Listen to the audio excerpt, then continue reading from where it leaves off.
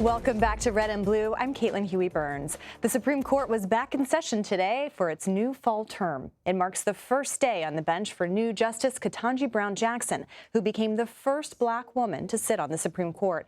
Over the next few months, the court will decide on cases concerning voting rights, election law, race, and LGBTQ rights. It comes as the previous term ended with the court overturning Roe v. Wade, setting off a wave of abortion bans nationwide. So for more, I'm joined by CBS News chief legal correspondent Jan Crawford. Jan, good to see you. How's it going? Great to be here. Happy first Monday. Happy first Monday. So you are going to be even busier over the next few weeks and months. Could we see any other big bombshells like we saw with the Roe decision? Sure. Certainly in the cases this term, I think as consequential as last term was, and we're seeing the impact of the decision overturning Roe kind of across the country, not only in state legislatures, but in some of these elections that we've been monitoring.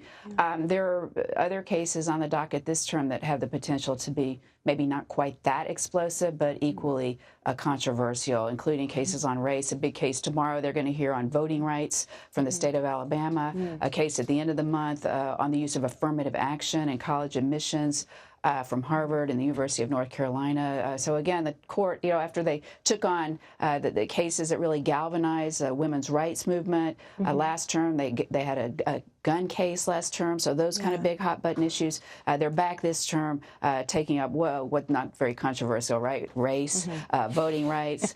So and of course that LGBTQ law in Colorado and whether that runs afoul of people's free speech rights. So a lot to watch on that front.